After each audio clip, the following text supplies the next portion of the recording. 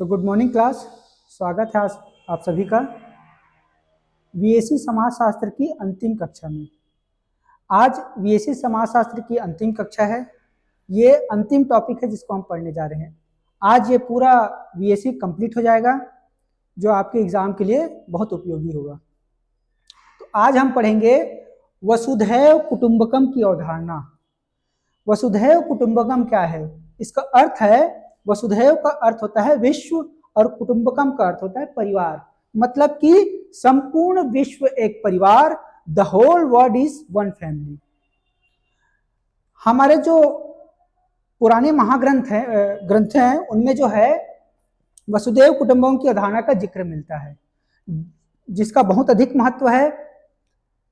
आज जहां विश्व एक दूसरे से लड़ाई झगड़ा कर रहा है, युद्ध कर रहा है, जमीन के लिए लड़ रहा है, ताकत बढ़ाने के लिए लड़ रहा है, एक दूसरे पर जो है कब्जा करने के लिए लड़ रहा है, वहां वसुधैव कुटुंबकम जैसी अवधारणा का बहुत अधिक महत्व है। वसुधैव कुटुंबकम की अवधारणा हमें यह बताती है कि हम पूरे विश्व को एक परिवार समझें और यहाँ जितने भी जीव है उसको अपने परिवार का सदस्य समझें। तो जब पूरे विश्व को अपना परिवार समझेंगे, उसको अपना सदस्य समझेंगे, वहां के लोगों को अपने परिवार का सदस्य समझेंगे, तो आप उसके लिए कोई घृणा की भावना, हीन भावना या द्वेष की भावना नहीं रख पाएंगे। आप में एक नैतिकता उत्पन्न होगी, प्रेम, करुणा और दया का, है ना।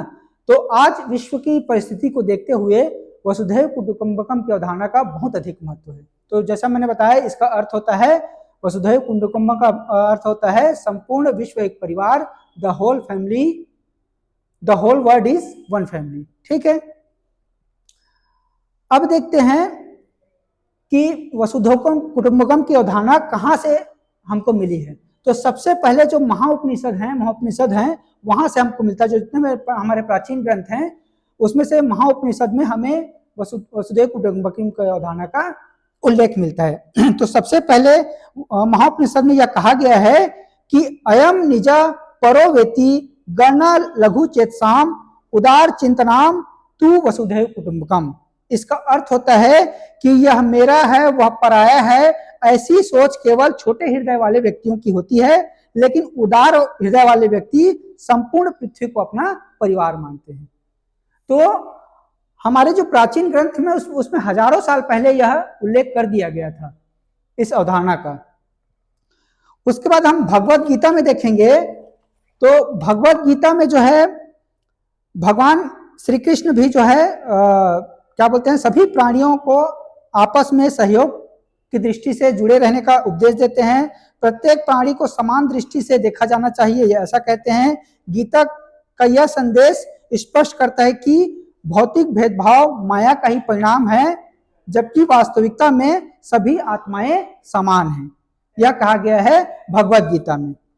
उसके बाद जो है महाभारत और रामायण में इसका उल्लेख मिलता है, जिसमें जो है भगवान श्री कृष्ण अर्जुन को उपदेश देते हैं और अर्जुन को दिए गए उपदेश में यह कहते हैं कि आत्मा अमर है और सभी प्राणी एक ही दिव्य आत्मा से उत्पन्न हुए हैं। जब अर्जुन जो है युद्ध करने से हिचकिचाता है, झिझकता है, तब भगवान श्री कृष्ण उनको उपदेश देते हैं कि ये जो तुम जिनको मारने जा रहे हो वो तो केवल शरीर है, आत्मा तो अमर है और वो एक ही परमात्मा का हिस्सा है। तो इससे भी हमें वसुधैव कुटुंबकम की अवधारणा का झलक मिलता है। ठीक है, उसके बाद जो भारतीय दर्शन है उसमें भी वसुधैव कुटुंबकम की अवधारणा का जो है हमें उल्लेख मिलता है। जो भारतीय दर्शन है उसमें भी उल्लेख मिलता है। जैसे अद्वैत वेदांत में हमें इसका उल्लेख देखने को मिलता है। अद्वैत वेदांत जो है आदि शंकराचार्य द्वारा प्रतिपादित किया गया था। अद्वैत वेदांत के अनुसार जो है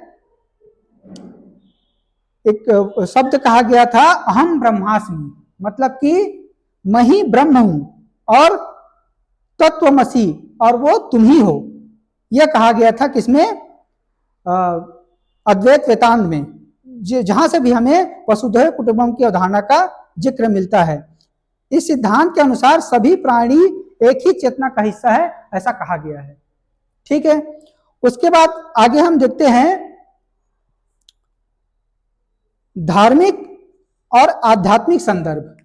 धार्मिक और आध्यात्मिक संदर्भ देखते हैं वसुधैव कुटुंबकम का। तो इसमें जो है, जैसे हिंदू धर्म में जो है हिंदू धर्म में भक्ति मार्ग के प्रमुख आचार्य जैसे रामानुजाचार्य, मध्वाचार्य, चैतन्य महाप्रभु ने भी इस सिद्धांत को अपने उपदेशों में प्रमुखता से दिया है। इनके अनुसार भगवान ने ही स्वयं जो है इसको जो है वसुधैव कुटुंबकम की अवधारणा को हमें उपदेश के रूप में दिया है। हिंदू धर्म का प्रत्येक धार्मिक कृत्य, चाहे वह पूजा हो, ध्यान हो, सेवा हो, वसुधैव कुटुंबकम की सिद्धांत पर आधारित होता है।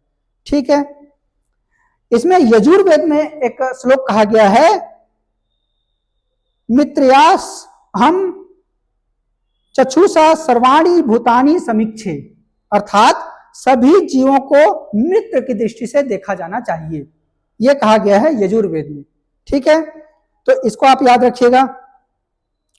उसके बाद बौद्ध धर्म में वसुधैव कुटुंबकम की अवधारणा जो है करुणा और अहिंसा के सिद्धांतों में उभर कर आता है। भगवान बुद्ध ने जीवन भर सभी जीवों के प्रति करुणा और सहानुभूति रखने की शिक्षा दी है। बौद्ध धर्म के अनुसार संसार के सभी प्राणी दुख से ग्रस्त हैं और इस दुख से मुक्ति होने के लिए करुणा और प्रेम का मार्ग अपनाया जाना चाहिए, ऐसा कहा है। बौद्ध धर्म में बोधिचित्त का सिद्धांत भी वसुधैव कुटुंबकम की अवधारणा से ही आता है, जिसमें व्यक्ति केवल अपनी मुक्ति के लिए नहीं बल्कि समस्त जीवों की मुक्ति के लिए प्रयास करता है। ठीक है, बौद्ध धर्म में भी कहा गया है कि अहिंसा परमो धर्मा, यह सिद्धांत भी जो है वसुधैव कुटुंबकम की अवधारणा से लिया गया है। ठीक है, उसके बाद जैन धर्म में देखें तो जैन धर्म में वसुधैव कुटुंबकम की अवधारणा सर्वे जीवा समा और अनेकांतवाद के सिद्धांतों में प्रकट होता है। जैन धर्म यह मानता है कि संसार के सभी जीव समान हैं, उनमें कोई भेदभाव नहीं है। जैन धर्म के अनुसार प्रत्येक जीव में आत्मा और प्रत्येक आत्मा का अपने धर्म और कर्म के आधार पर विकास होता है। जैन धर्म में अहिंसा का जो महान सिद्धांत है वह भी वसुधैव कुटुंबकम की विचारधारा पर ही आधारित है। अहिंसा परमो धर्मा के सिद्धांत में यह कहा गया है कि सभी प्राणी को किसी भी प्रकार की हानि नहीं पहुंचानी चाहिए, क्योंकि सभी प्राणी एक दूसरे से जुड़े हुए हैं और सभी को समान सम्मान मिलना चाहिए, यह कहा गया है जैन धर्म में। उसके बाद वसुधैव कुटुंबकम का सामाजिक और सांस्कृतिक प्रभाव देखते हैं। सामाजिक और सांस्कृतिक प्रभाव देखते हैं तो इसमें प्राचीन भारत में सामाजिक संरचना, जैसे कि हमारे देश में जो है संयुक्त परिवार की जो अवधारणा है वो इसका जो है व्यवहारिक उदाहरण है। मतलब हम पूरे विश्व को जैसे एक परिवार मानते हैं, तो हमारे यहाँ जो संयुक्त परिवार पाया जाता है वो इसका व्यवहारिक उदाहरण के रूप में आप समझ सकते हैं। संयुक्त परिवार की प्रणाली ने सामूहिकता और आपसी सहयोग की भावना को प्रोत्साहित किया। परिवारों में आपसी सहारा और सहयोग की भावना इस सिद्धांत का एक व्यवहारिक रूप है। भारतीय समाज में अन्य सामाजिक संरचनाओं जैसे गांवों और समुदायों में भी यह एकता की भावना को स्पष्ट रूप से देखा जा सकता है। जैसे गांव में या समुदायों में आप जो है इस भावना को, सामूहिकता की भावना को आप देख सकते हैं। अब देखते हैं भारतीय समाज में सामूहिकता की अवधारणा जो है, जैसे भारतीय समाज में यह हम प्रार्थना करते हैं कि सर्वे भवन्तु सुखिना, ऐसा बोलते हैं ना कि सभी सुखी रहें, तो यह भावना भी, यह प्रार्थना भी वसुधैव कुटुंबकम की अवधारणा से ही लिया गया है। यह प्रार्थना यह सिखाती है कि हमें केवल अपने ही सुख के बारे में नहीं सोचना चाहिए बल्कि समस्त प्राणियों के सुख की कामना करनी चाहिए। यह सामूहिकता की भावना भारतीय समाज में विविध परंपराओं, उत्सवों और जीवन शैली में देखने को मिलता है। जैसे विभिन्न जो त्योहार हैं, दिवाली है, होली है, मकर संक्रांति है आदि में सभी लोग जो है एकजुटता का जो प्रदर्शन करते हैं, एकजुटता का जो भाव दिखाते हैं, भाईचारा सद्भावना का भाव दिखाते हैं, वो इसका व्यवहारिक पक्ष दिखाता है। ठीक है, अब आधुनिक भारतीय समाज में इसका क्या प्रभाव है? तो आधुनिक भारतीय समाज में भी वसुधैव कुटुंबकम की भावना का गहराई से व्याप्त है। हालांकि वैश्वीकरण और आर्थिक विकास के साथ व्यक्तिवादिता और भौतिकवाद ने अपने पैर पसारे हैं, फिर भी भारतीय समाज में सामूहिकता और परिवार के महत्व को आज भी प्राथमिकता दी जाती है। ठीक है, संयुक्त परिवार की परंपरा भी भारतीय समाज में महत्वपूर्ण स्थान रखती है। भारतीय परिवारों में माता पिता, भाई बहन, रिश्तेदारों के बीच जो घनिष्ठ संबंध और आपसी सहयोग जो पाया जाता है वह इसी सिद्धांत का जीवंत उदाहरण है।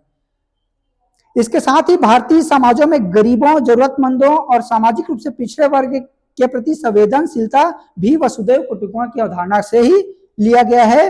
भारतीय समाज में चैरिटी और सेवा कार्यों को उच्च स्थान दिया गया है। हमें दान और सेवा की परंपरा के रूप में देख सकते हैं।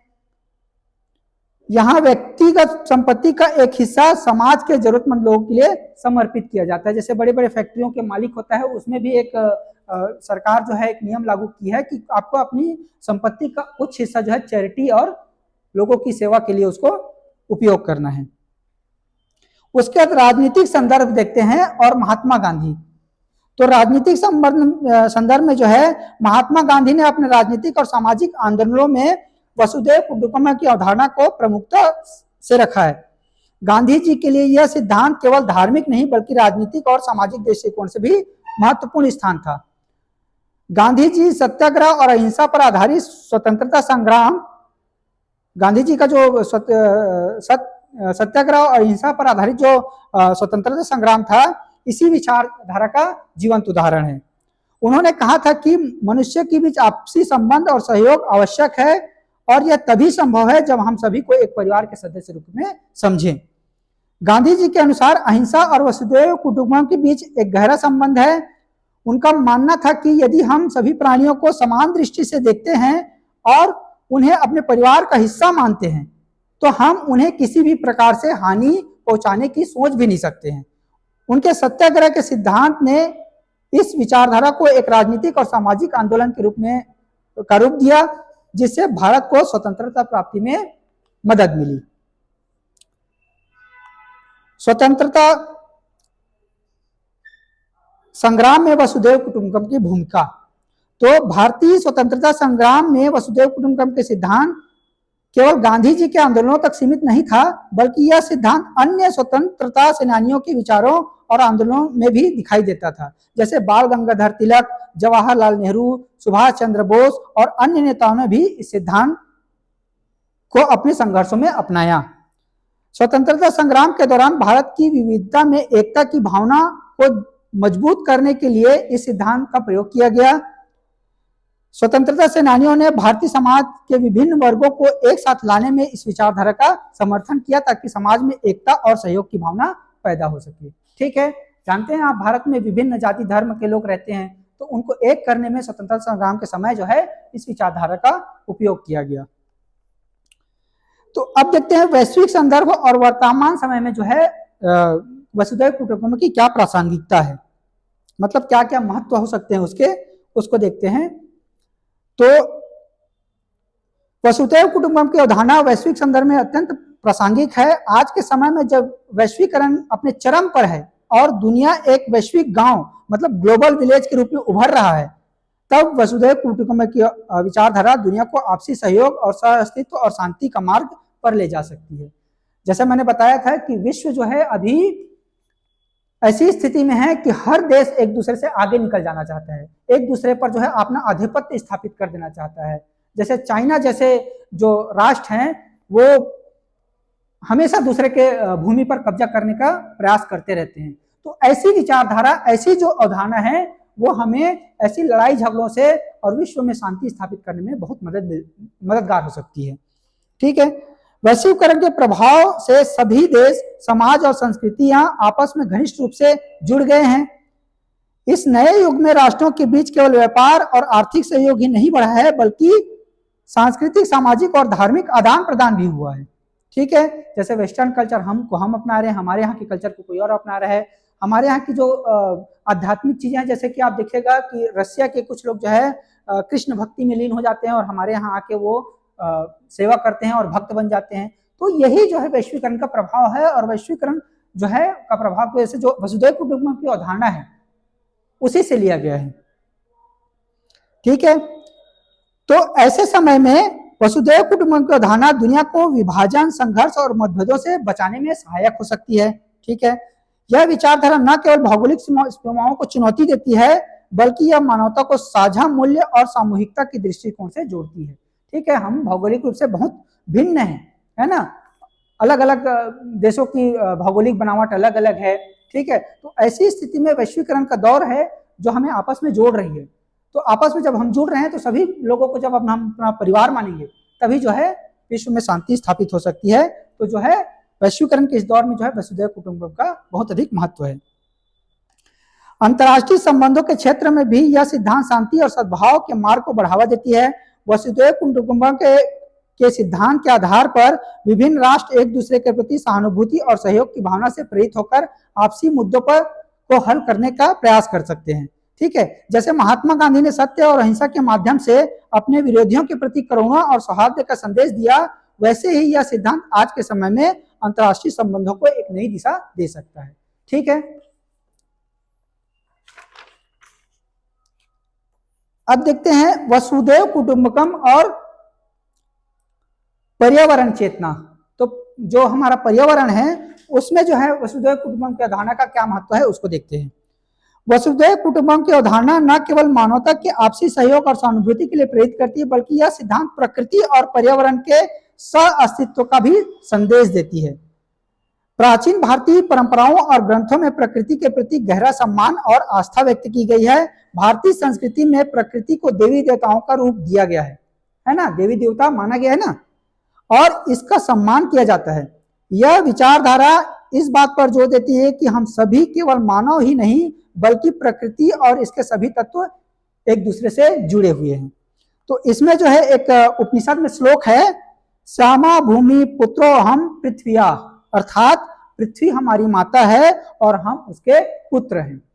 तो कहने का क्या अर्थ है कि हम हमारी पृथ्वी जो है, हमारी प्रकृति भी हमारे ही परिवार का हिस्सा है, तो हमें उसको नुकसान नहीं पहुंचाना चाहिए। तो ये क्या दिखलाता है कि पर्यावरण संरक्षण के प्रति हमारी भावना को दिखलाता है। यह स्पष्ट करता है कि वसुधैव कुटुंबकम की भावना न केवल मानवता के बीच एकता और सौहार्द की बात करती है, बल्कि मानव और प्रकृति के बीच एक अटूट संबंध की ओर इंगित करती है। ठीक है, इस दृष्टिकोण से पृथ्वी और उसके सभी जीव जंतु, पेड़ पौधे, जलवायु और भूमि हमारे ही परिवार का हिस्सा है और उनका हमें संरक्षण करने की जिम्मेदारी भी हमारी है। ठीक है, तो ये बताता है। उसका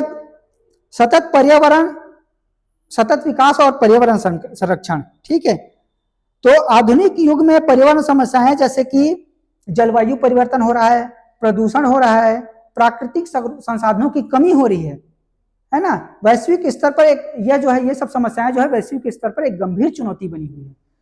ठीक है, वसुधैव कुटुंबकम की अवधारणा इन समस्याओं का समाधान प्रदान कर सकती है, क्योंकि यह हमें प्रकृति और पर्यावरण के साथ सह-अस्तित्व की भावना सिखाती है। यदि हम प्रकृति को अपना परिवार का हिस्सा मानते हैं तो स्वाभाविक रूप से हम उसका संरक्षण करने की दिशा में प्रयास करेंगे। ठीक है, सतत विकास का सिद्धांत भी इसी विचारधारा पर आधारित है। यह सिद्धांत कहता है कि हमें विकास के साथ साथ प्राकृतिक संसाधनों का भी ध्यान रखना चाहिए, अंधाधुंध उनका दोहन नहीं करना चाहिए।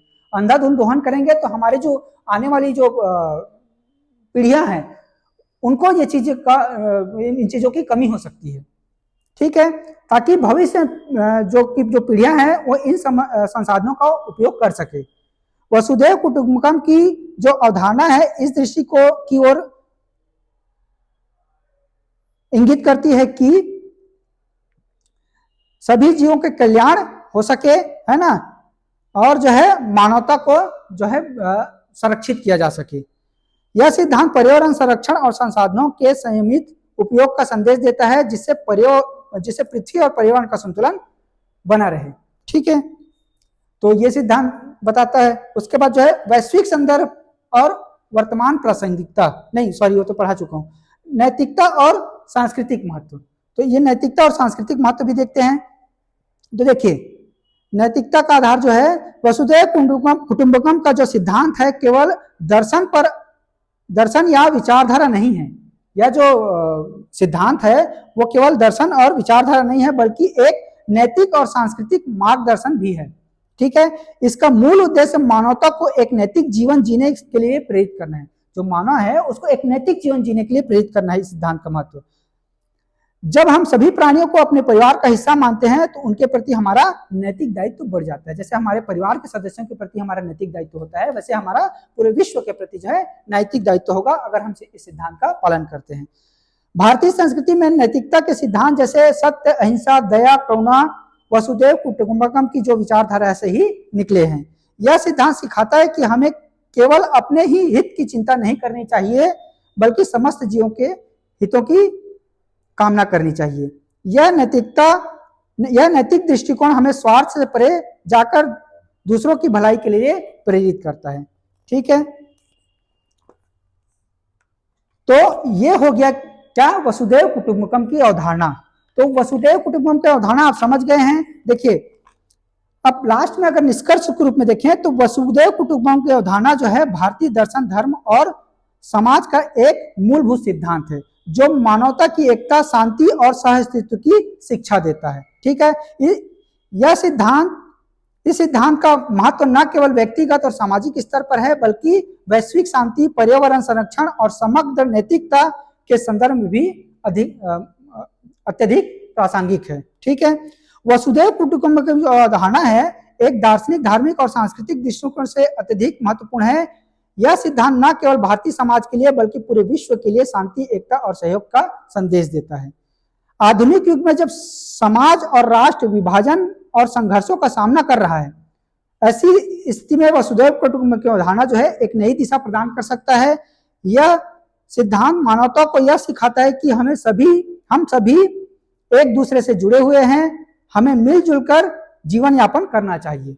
ठीक है, और अंत में इसके साथ ही पर्यावरण संरक्षण और वैश्विक चुनौती का समाधान भी इस सिद्धांत के माध्यम से किया जा सकता है, क्योंकि यह हमें सिखाता है कि हम केवल मानवता के लिए नहीं बल्कि प्रकृति के भी रक्षक हैं। इस प्रकार वसुधैव कुटुंबकम न केवल एक प्राचीन विचारधारा है बल्कि यह एक ऐसा जीवन दृष्टिकोण है जो मानवता और पृथ्वी के समस्त प्राणियों के लिए उज्जवल भविष्य की दिशा में जाने के लिए प्रेरित करता है।